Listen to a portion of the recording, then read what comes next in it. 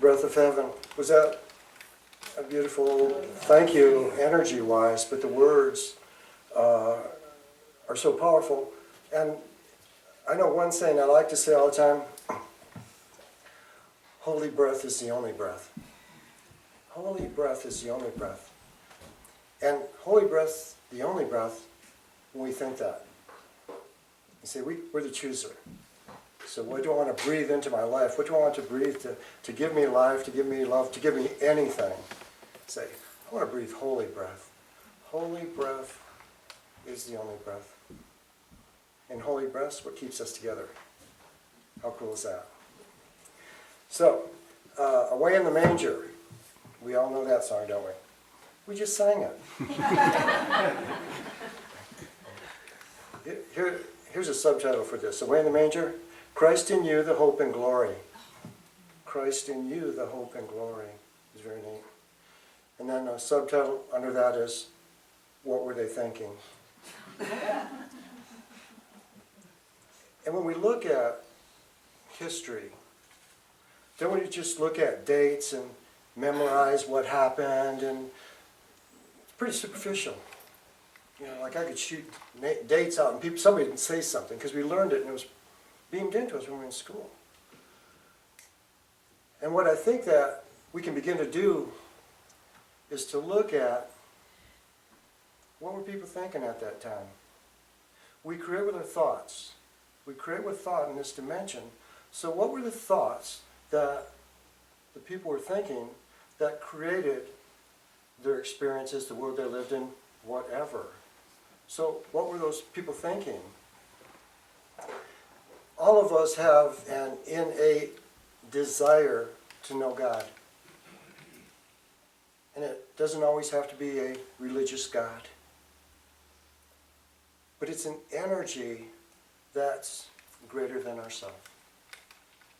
We all have that. And we're all walking our unique path to have that experience. The people on the planet at that moment in time, the Jewish people, I think they were thinking that there's got to be more than this. I think I deserve to be happy. I think I deserve to feel loved. I think I deserve to be seen. At that time, the people were oppressed by the Jewish law. In the movies, we see that they're oppressed by the Romans or whatever country that has captured them. And then they've been enslaved. But after they were freed from Egypt and they created their own religion, man created more than 600 laws that they had to live by. So do you think that you could wake up in the morning and go through a day without breaking a law? You couldn't. You couldn't. So how's that for a mindset? Wow. And it's not that they sinned. They were just unworthy. Now, isn't that a faulty thought we all are trying to get rid of? But they're unworthy. Unworthy to have an experience. Unworthy to be seen. Unworthy to do anything. In Jesus' time, the women and children were property. It's hard for us to just relate to that. They were property. They didn't have any rights. So, what is your mindset grounded on when I'm property? And of course, God's outside of you. And if you're good, God might bless you, and if you're bad, you're going to be punished. There's got to be more than this. The unknown God. There's got to be more than this. Help me, please. And the call goes out to the universe. And we all are the children of God. And we have that radiant light within our hearts. And we have energy. And we beacon that out. God, that's our petition. That's our prayer to God. We've all done that. God, help me.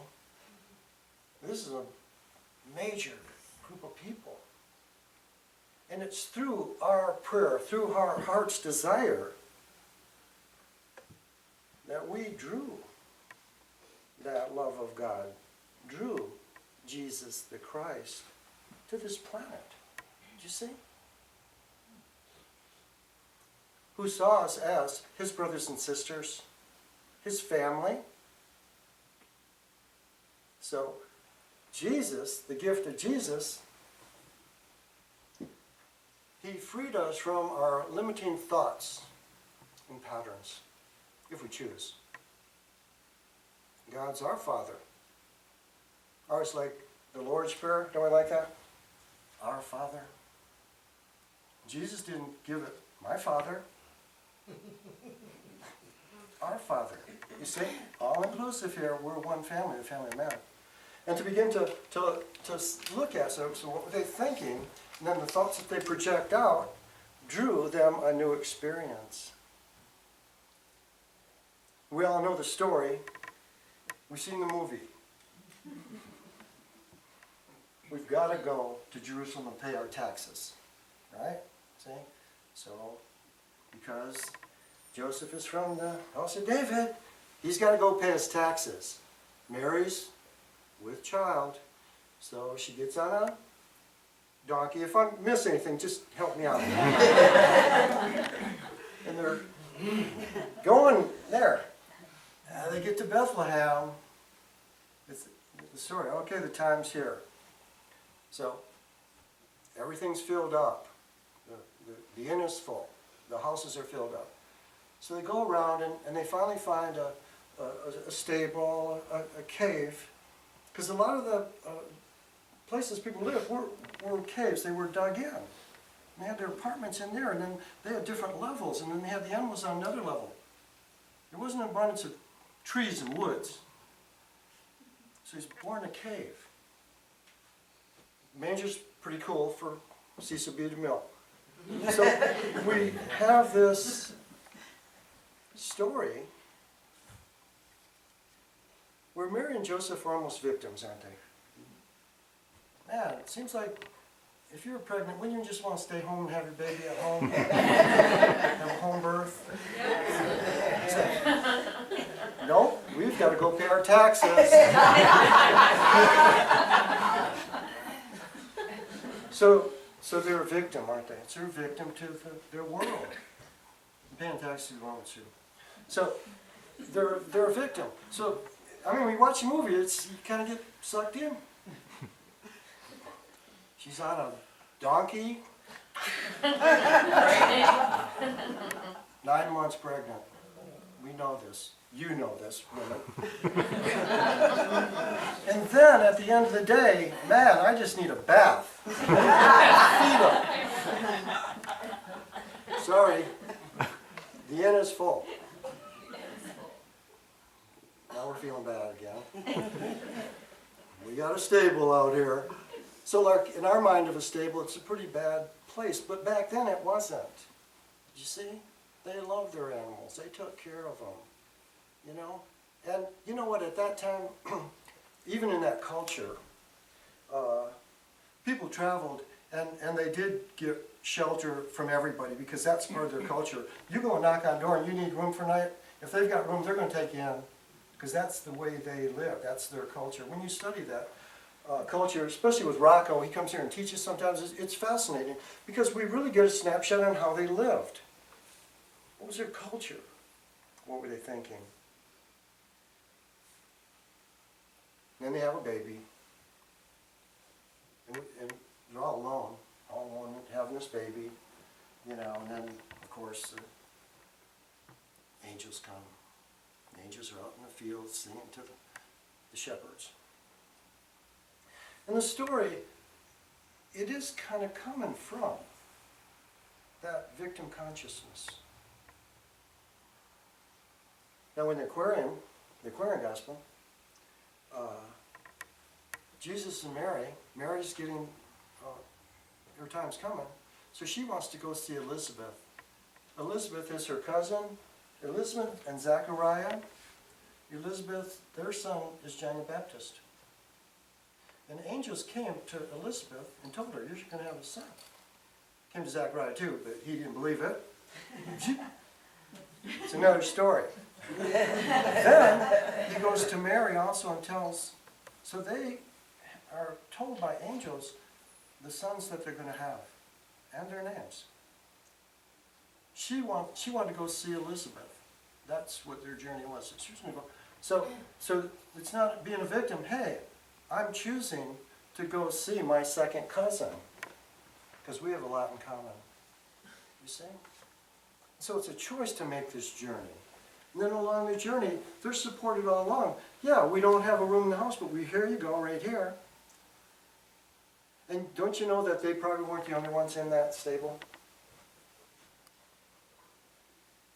And in the story it says that the people around him, after she has the baby, they wrapped the baby into the clothes that Mary had brought for him and laid him in that trough that they fed the cattle in. They were surrounded by people. And then 3 shining light beings came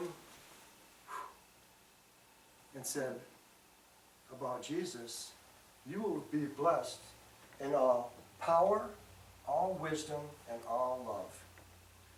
The triune aspect, Father God, force or power, Mother God, wisdom, Child God, love. They recognize him as being that radiant light, that radiant love of God made manifest. And it was a celebration. They acknowledged that. They weren't alone. See, they got people, now they got the higher beings coming down with them. And then the next day, a shepherdess had a room in her house, and then they took Jesus there.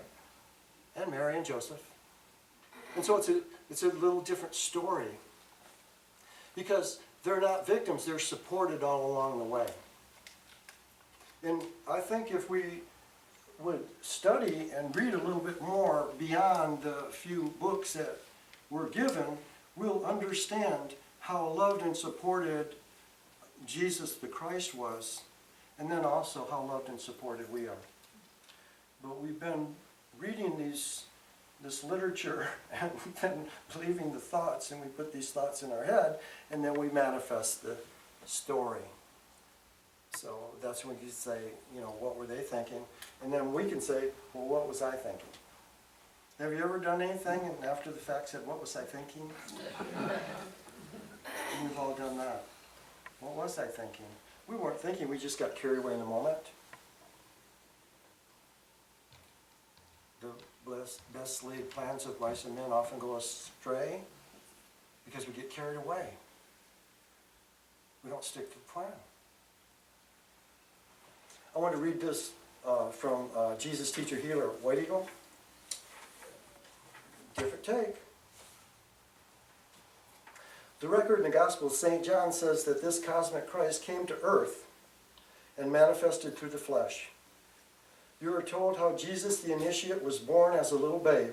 The little babe's mission was to prepare a physical vehicle for the incoming of the glorious Christ Spirit, which came as a shaft of light from the heavens and later manifested through the body of Jesus the Christ.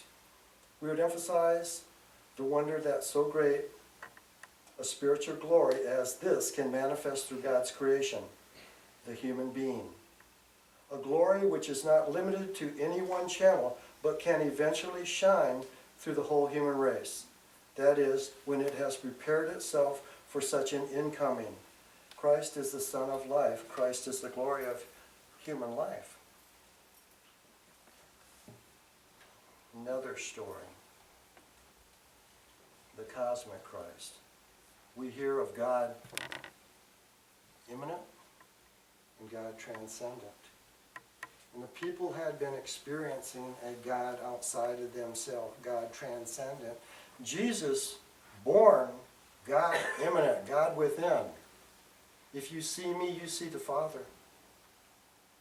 It's not I, but the Father within who doeth the works. Pretty radical stuff. Got him in trouble with the people in power. All us, we said, yea, God. Thank you. Thank you for jogging my memory. Thank you for quickening my soul. Thank you for freeing me of some faulty thought patterns that are totally limiting my expression. So what were they thinking? And then what are we thinking? It's through humanity, us, that the divine plan for earth is to be worked out. What do you think of that? Anybody with me on that? Yeah. It's through humanity, us, that the divine plan for earth is to be worked out. Worked out is the action word. Jesus said, follow me. Follow me, okay? So, have you ever thought about your life like that? My life is to support the working out of God's plan on planet Earth. Some heavy thinking. It's through humanity that the divine plan for Earth is to be worked out. That's what all the teachers throughout time have shared with us. To engage with life. To do life. But to do life connected with God. And what was so great with Jesus, connected with God in a heart. Connected with God in your heart. And if we aren't trying to follow God's plan, well, whose plan are we following? Are we following our parents' plan? Hey, this is what you need to do when you grow up. The society, Madison Avenue. You can't be a man because he doesn't smoke the same cigarette as me.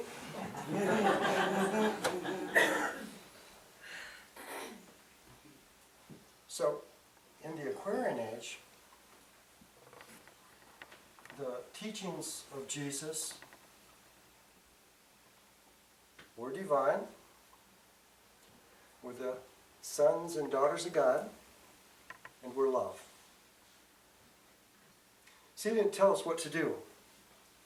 Gosh, this is who you are. Your spirit, you're the sons and daughters of God, and your love. Go forth and prosper. Being who you are. Being spiritual in your awareness. Recognizing everyone and everything as your brother, sister. Mother Earth. Father God. Wind. Nature. We are one. God's love flows through all. See, Christ is creator. See, Father, Mother, God came together and birthed Christ, the light, of which everything was created.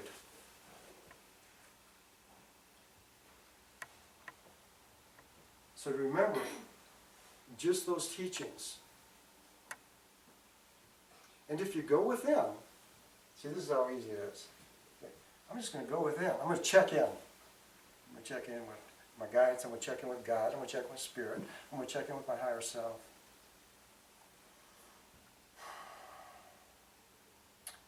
What's mine to do here? So we want to go into our heart and ask, what's mine to do here? We don't want to go here. This is the tape. This is the programming. This is the love. What's mine to do here? And then let it work out. See? It sounds good to say we are the hands and feet and voice of God, doesn't it? Oh, we're the hands and feet of God. But are we acting it? Are we truly being the hands and feet and the voice of God? To be able to get together and share your heart with people. This is what we're asked to do in the age of Aquarius, because this is the age of communication. And it doesn't just mean cell phones and web. Here we are, talking and communicating with one another from our hearts. And when we speak from our heart, the energy goes out, and we connect with the heart of another, and they speak back to us from their heart. And all we have to do is try it. Give it a chance. Give it a chance, and you will see, hey, there's something to this divine plan. I never saw it that way, but I'm kind of getting it now. But you see, this is where we got to go. We go here, and we come from here, and we connect with the heart of another and communicate. And it doesn't always have to be words. It can be a smile, it can be a hug. It's just an acknowledgement. I see you. I see you.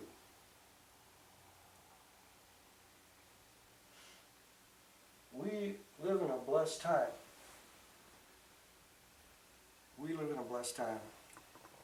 We have to claim it. I'm living in a blessed time. I am living in a blessed time. I am living in a blessed time. I am living in a blessed time. See, I'm not giving directions.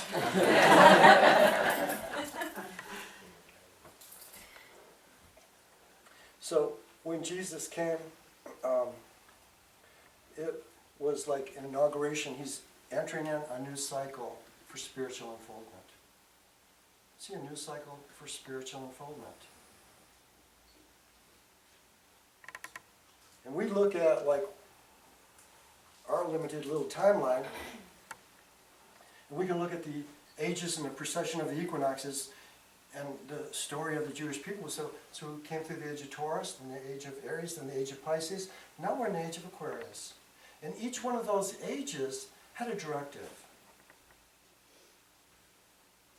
Had a little something for us to look at, breathe it in, allow it to percolate, and then express out. And we're in that age of communication and spiritual enlightenment. We can do this. We can do this. I gotta read. This is very, this is from Spirit. The truth of one age becomes myth of the next. It just requires reinterpretation in the present to perhaps reapply the truths that Jesus taught us. Have we evolved in consciousness in 2,000 years? Yes. I think so. Yeah. If it storms, it's not because God punishes us. We saw Doppler radar with the struts coming down from California, and it's going to be an Arctic blast. You see? So we have all sorts of information that we can use with awareness. See, with awareness. Always guided from our heart. So when we get the weather report, well, I don't think it's safe for me to drive. See?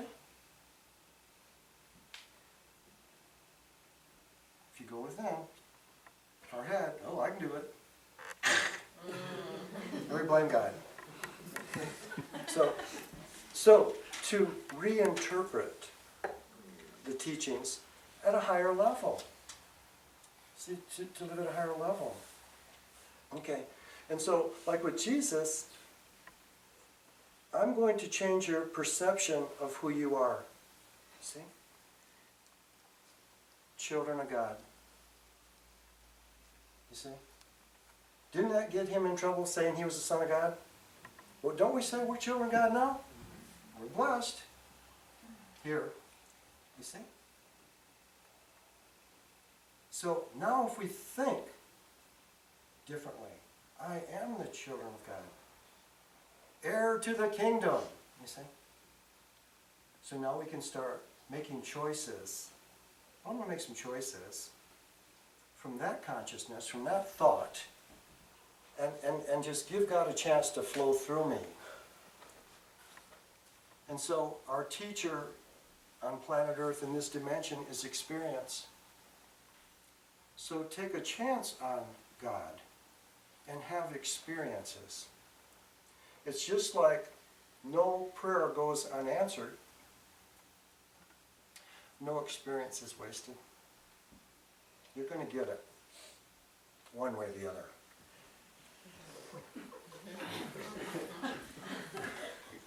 I'm going to redirect who you think you are. You see? Because, so, here's what people were preoccupied with, you know. Not messing up being unworthy because of 600 laws. You see? See, where's your focus? Is you focused on God or not messing up? Thank you, Jesus. God immanent, God transcendent. God showed man God and divine man at the same time. Christ in us, the hope and glory. Christ in us, the hope and glory. So go into our heart. Tap into that energy. Think about that energy. Christ, the love of God made manifest. Think about ourself, yourself, as the love of God made manifest. And then give yourself a chance. Love yourself enough to give yourself a chance to follow your guidance. Isn't that hard? We live in a free will quadrant of the universe. So to begin to choose now. I'm going to choose from this thought, from this consciousness. And then I'm going to take an action step from this consciousness. Sound good? Yeah. Let's go within. And once again, as you close your eyes, just see that door close into the worldly way. We're going to close the door the worldly way. We're going to close the door to race consciousness.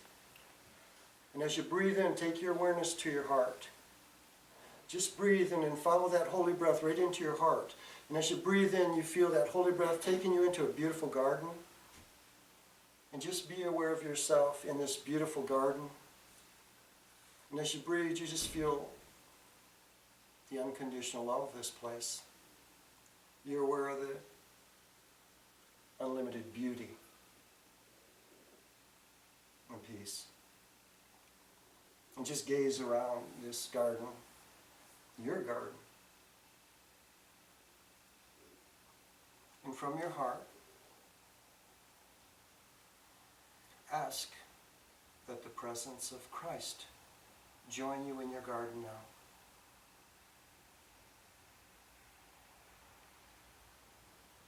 Ask that the presence of Jesus the Christ join you in your garden now. And as you stand with the Christ, just feel how loved you are. Just feel how accepted you are. Just feel the love and gratitude that Jesus the Christ has for you. And just breathe and be still. And you'll probably hear these words. You're doing good.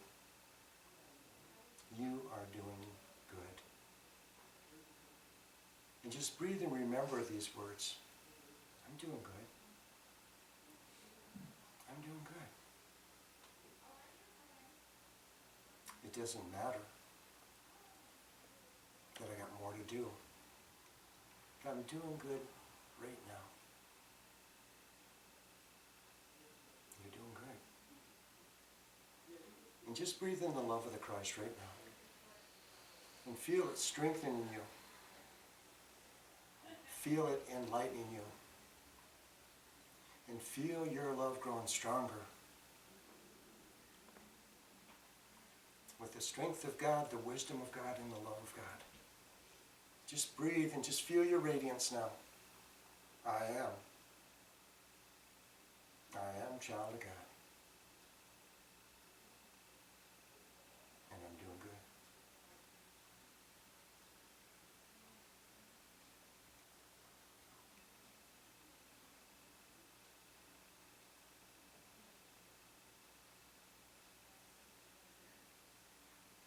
And Jesus shares with you, I am with you always. I am with you always. I'll meet you in the garden of your heart whenever you choose. I am with you always. He smiles and turns and walks into the garden and disappears. And just look around one more time. Remember this place. Know that you can come here anytime you choose. And as you stand, a radiant column of light showers over you and you're standing on the light and you just feel yourself being lifted and transported through time and space back into this room. And take a breath and feel that gentle quickening in your heart. I am. Feel your feet on the floor. Glad to be alive on planet Earth at this moment in time. Breathe and feel how loved you are. And gently open your eyes. Look around at your brothers and sisters.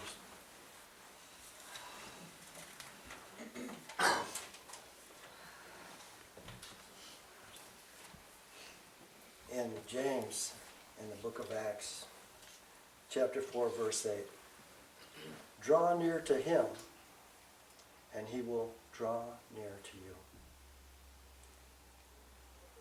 Draw near to him, and he will draw near to you.